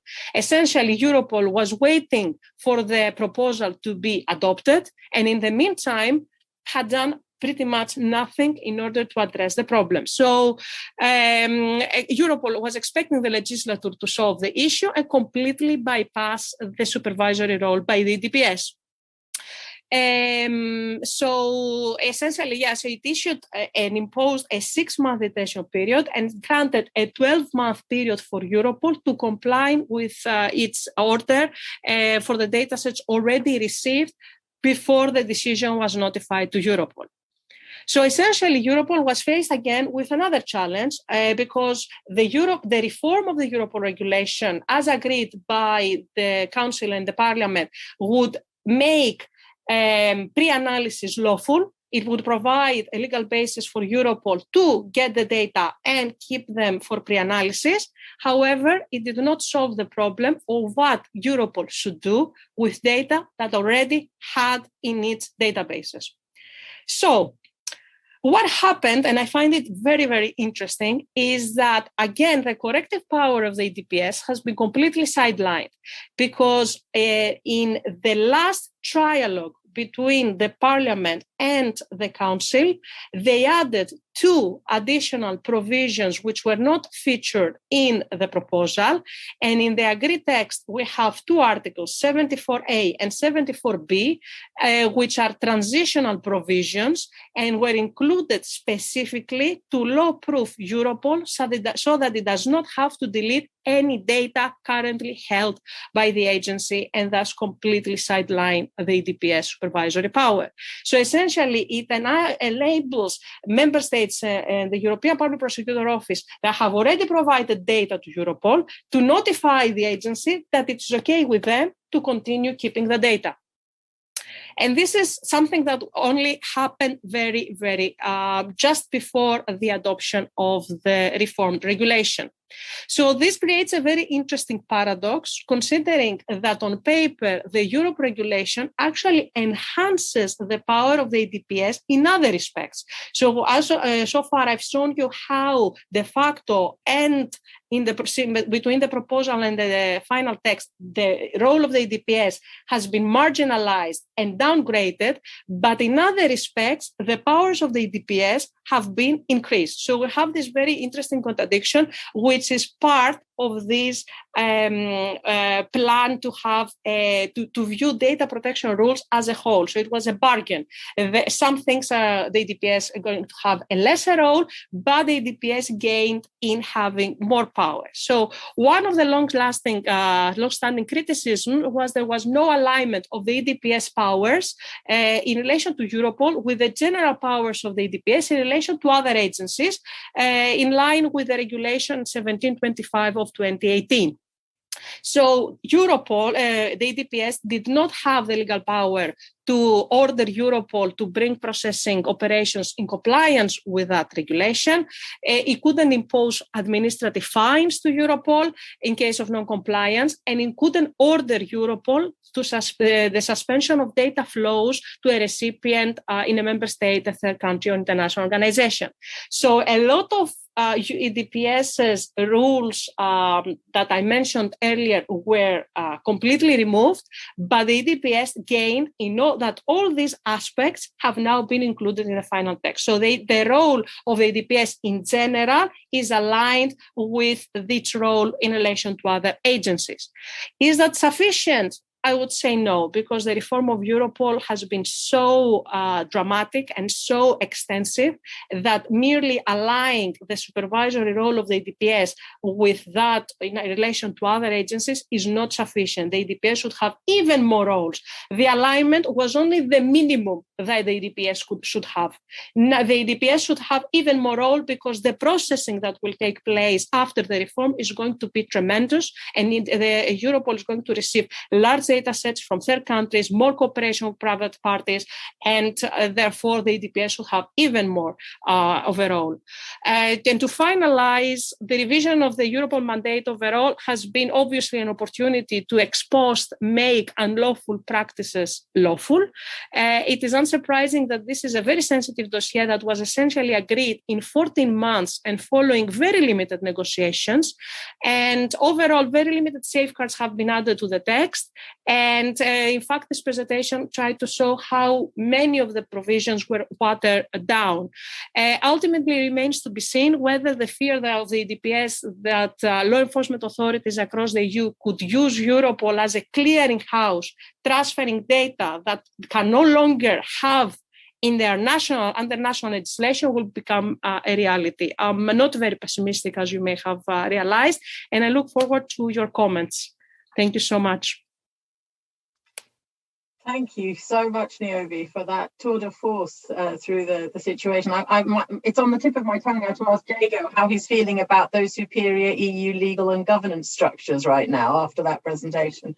But it's not to me to play devil's advocate. Please, I'd like to open the floor to the audience, whether you have any questions for Niobe and this obviously very large step forward from Europol's perspective and the battle between the European Data Protection Supervisor and Europol, and how things are developing, whether you have any specific comprehension questions or anything that you would like to ask. We have 15 minutes left.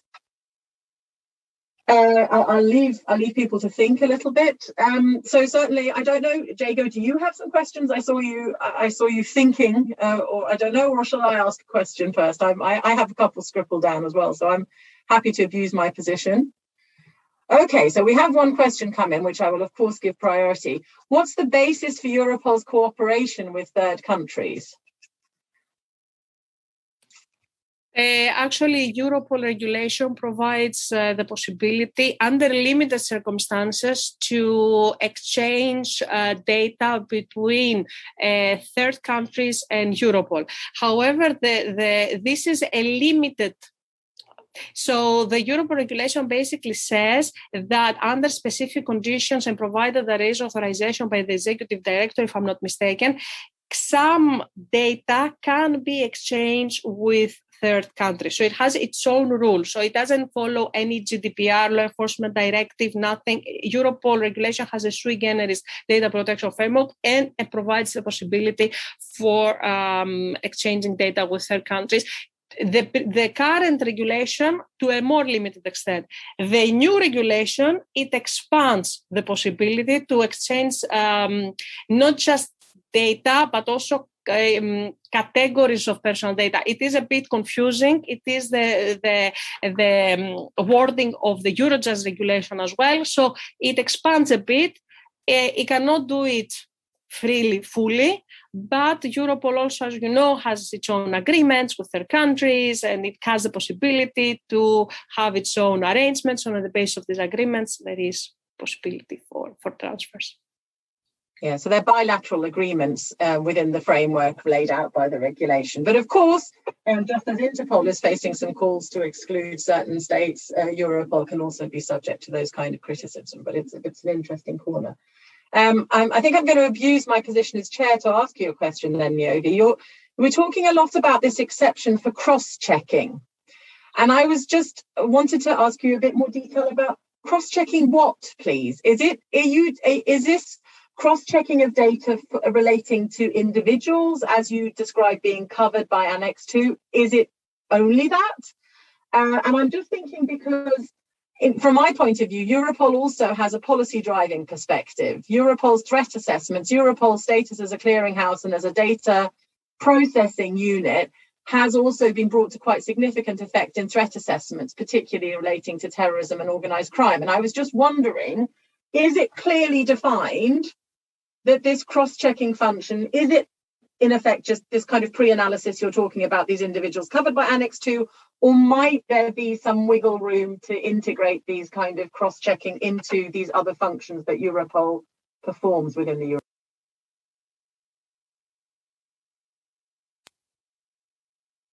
You're muted. Can you? Yeah, so if you go to Article 18 of the Europol regulation, you will see that Europol has the ability to process personal data for different purposes. So typically, the large data sets are mostly for operational analysis. This is the main reason why member states would send the large data sets, which is listed under Article 18, paragraph 2, separately as one of the purposes for which Europol may process data. However, Article 18.2 also has a separate purpose for processing, which is this cross-checking. So cross-checking can be either basically it is to identify connections or other relevant links, either related either to persons who are suspected of having committed or taken part in a criminal offense, or if there are factual indications or reasonable grounds that they will commit such an offense. So the idea is that the large data sets can then be sifted and cross-checked against Europol's data, the data that it already has, in order to find those links, which it is a different type of process compared to an operational analysis. I hope that clarifies a bit. Essentially, my problem is that large data sets should not be processed in the first place, but operational analysis is one thing, cross-checking is a whole other thing, and it was added in the negotiations. It should have been added because it defies the exceptional character of this pre-analysis. In essence, the idea is, my fear is that both bases are going to be hijacked, and they're going to enable basically Europol continuing doing what it has already been doing. Okay. Thank you very much for that answer. Very interesting. We've got a question as well from the audience, which I think is putting its finger on a very good point that you've raised. The question is, how has this gulf in understanding between these two agencies arisen? So on the one hand, of course, Europol as the European Police Agency is a very important feature of law enforcement cooperation at the European level. On the other hand, the European Data Protection Supervisor is also a key feature of kind of almost European identity. You know, this data protection, this commitment to data protection is a huge part of what it means to be in the European Union. And the supervisor should, be the pinnacle of that. So the question is, how has this gulf of understanding about what these agencies how has this arisen? And I think that the idea is would it not be appropriate to have secondment of personnel from these two agencies so that they come to a common understanding in a follow-up question? That's a very, very interesting question. I'm not entirely sure that either of this, I know Europol would never want that, but I'm not entirely sure that the DPS would also want to have a personnel seconded to Europol. I think that Europol prefers the EDPS prefers to have its own sphere in Brussels and to operate very independently. I think there are other ways in which further cooperation can take place, and this battle between the agencies for me has been extremely fascinating. The result, not so much, but it is the first time that we see supervision indeed having teeth. In the end, it didn't bite Europol because Europol found a way through cooperation with had backup by the institutions, but Europol has also, because of these challenges, has also been required to accept a fundamental rights officer. So that's a new thing. In addition to a data protection officer, Europol will also be equipped with a fundamental rights officer. And secondly, the role of the joint parliamentary scrutiny group, which is a European Parliament oversight mechanism, has also been enhanced. So Europol essentially got a lot of powers, but it has to get through even more oversight. I'm not entirely sure whether the DPS is a winner or a loser from this process, but it is definitely a very interesting issue because both of them are agencies. So it is so the way that they can. I don't think, however, secondment could operate in any way. I don't think this can work. They didn't want. No one would want that. Okay, thank you very much, Niobe. Have we got any further? Oh, we've got another further question coming in. Let's have a look. Okay, so just the comment back from the attendee saying it sounds like there's a silo mentality, that we then really have a problem within the governance structures of the EU, that these two agencies are thinking in silos and actually then possibly not serving the citizen, the European citizen, the way that we would really like. I don't know whether you've got a comment. Yeah, well, One could see it from that perspective. The other way to view it is that the EDPS, in that way, without secondment, ensures its independence. And I know, because I'm in touch with the cabinet of the EDPS, that the EDPS is very much keen to enhance and exercise even more its supervisory powers. So I wouldn't say necessarily that this is a bad thing, as long as the DPS has the resources to do their job, and we don't have the outcome that has happened with Europol. And let's not forget that it was actually Europol itself that asked in DPS to start an inquiry. And the same has also happened recently with Frontex. Frontex has also asked the DPS for an inquiry of specific issues. So there is cooperation. So I'm not entirely sure that there is exactly a silo. There is cooperation. It's just that in terms of the outcome, it is a bit disappointing, I would say. Thank you very much. Okay, so we're heading towards wrapping up, and I can't see any further questions coming from the audience. So, okay, yes, I will do that. I'm just wondering, in all of this, so all the panelists here have been part of developing or tracking an institution going from a situation where, from a fundamental rights perspective, we've been quite critical, or Niobe in relation to Europol, we are seeing these massive steps in the development of Europol and its powers and what it can do, its mandate.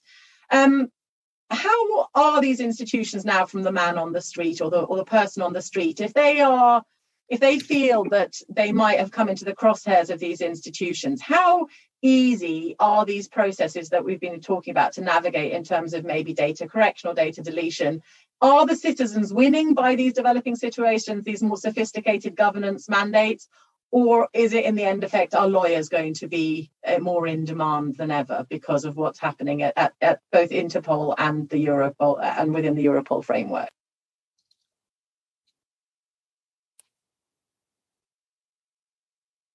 I don't know. Ria and Jago, you both returned to private practice. Is there a reason for this? Would you maybe like to answer in response to Interpol first, from what you've learned? So I would start with saying that there's a lot of information about how to delete or correct information or to get information about yourself on the Interpol website. Very, very basic information is there, and someone, if they tried, they could probably do it themselves. But in my experience so far, in the 2 little years that I've been doing this, more or less, I would say that even lawyers don't really understand what they need to do. And even if they do have sort of a vague idea of what they need to do, they don't understand how to provide that information so that they get the result that they want. And, we were talking before about making strategic decisions and tactical decisions. I think that's really important. You want somebody to think about, should I disclose where I am? Should I disclose why I am complaining? What kind of country is seeking me?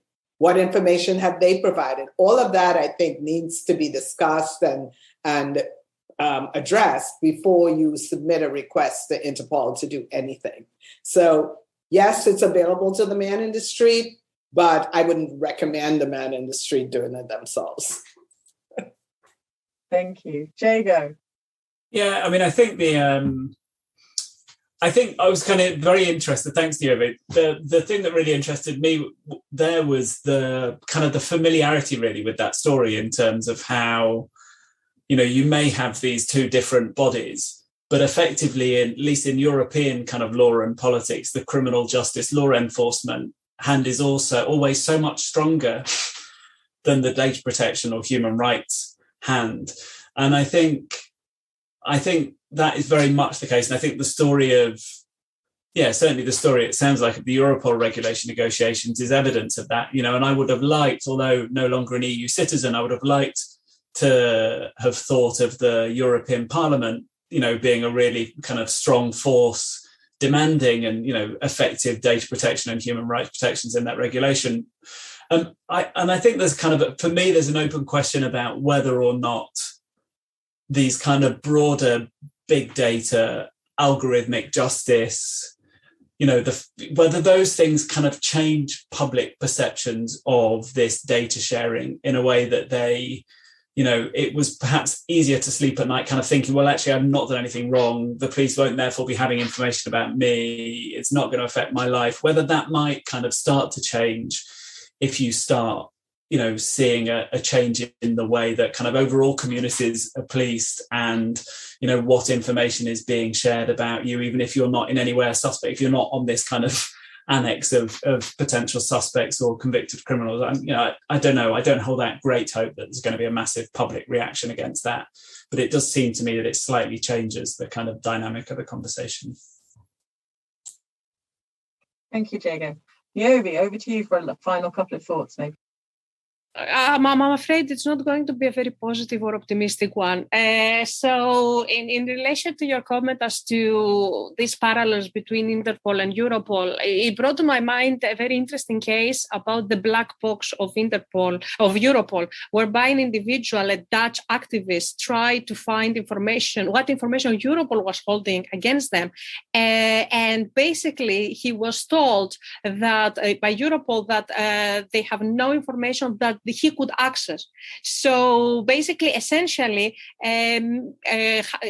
what he had to do was go to the EDPS, to the European Data Protection Supervisor, with a complaint against Europol because he couldn't know whether the information that was provided by the Dutch authorities to Europol and had been removed, was there, how it has been processed. So I will put the link to this very interesting investigation that was published in The Guardian a couple of months ago, which describes also this case. But I do think that individuals have all the more difficulties in finding out. And I really much agree with your comment about Interpol that you don't know, once the data has been transferred, you don't know whether it has been deleted, who has got them, what they will do with that data. And there's essentially data from member states going to Europol become EU data and go through other procedures. So that's also another problem to keep in mind.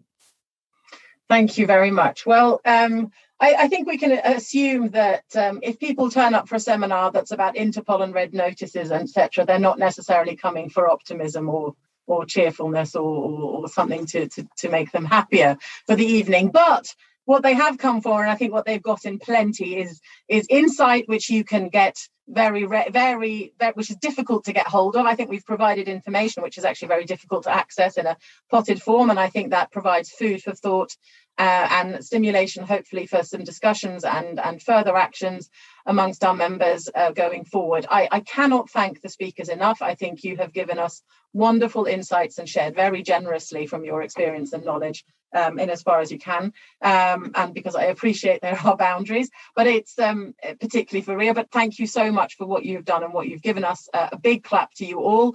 ECLA would, of course, like to carry on in this tradition, but for today, I really think we owe our speakers a massive thanks and a big virtual round of applause. I hope to be able to give you one live and buy you a drink for today. Thank you so much, and good night to everyone.